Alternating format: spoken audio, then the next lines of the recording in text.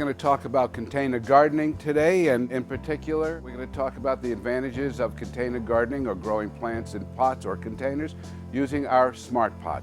Let me show you what a Smart Pot is. A Smart Pot is a soft-sided fabric container for growing plants. It's quite simple. Some of you may have heard the expression grow bags. Well, this could be called a grow bag, but it has a number of unique features that separate it from the other grow bags, and certainly a number of attributes that separate it and make it a better choice for growing container plants than a traditional hard-sided container.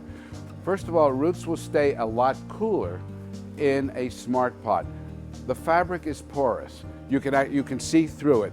And what that means, well, let me give you an example. Heat builds up in containers in the hot summer sun, and it accumulates so that it comes 4 or 5 o'clock in the afternoon, you've got heat build up in the root zone, and that can translate into thermal stress on the plants. If I were to take you and put you in a plastic raincoat on a lawn somewhere in the hot sun, you're going to swelter. If I put you in absorbent fabric like a cotton t-shirt or some other fabric that breathes, you're going to perspire, you have evaporative cooling. This is the cotton t-shirt. Another feature, and this is pretty cool, is the Smart Pot's ability to air root prune. In other words, grow a much more efficient and fibrous root system. You've all taken plants out of containers and seen longer circling roots. A very fibrous root system is a more efficient root system, allowing the plant to uptake more nutrients and water. I'm often asked, how long will the Smart Pots last? People think just because they're fabric, they're not going to hold up as well as a traditional plastic or clay pot. In fact, they're going to hold up a lot better than a lot of the others, because during the winter, they're not going to crack. They're not going to freeze like plastic can or ceramic can or clay can. They are very tough. I drag them around all over the place from one season to the next. 6 or 7 years I'm using them, and they're still going strong. Overwatering is a common problem by not only home gardeners, but commercial greenhouse or nursery operators as well. The container physics in a Smart Pot are different than they are in a hard-sided container. Because of the porosity, it's very difficult to overwater a Smart Pot.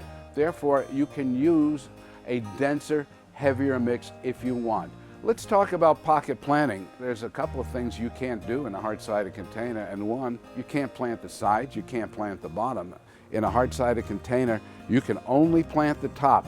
With a soft-sided fabric bag or Smart Pot, you can virtually plant the walls as well as the floor if you want to hang it up. There are basically two kinds of potatoes. There are the regular or larger potatoes, and there are the fingerlings, or sometimes they're called the gourmet potatoes. You find them in farmers markets.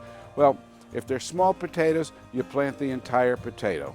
If they're larger potatoes, you cut them into pieces so that each piece contains at least one eye, because it's the eye that grows and develops into the plant, and of course that's where the potatoes come from. Just take 5 potato sections. I've got 4 inches of soil that I've started with. Space them equally. Cover with another 3 inches of soil. When the foliage starts growing, after the foliage has come up about 4 inches, we want to put in more soil and cover the foliage except for the very tips. When that grows, we're going to add even more soil until we get soil within an inch of the top of the pot. Growing garlic is as easy as growing potatoes.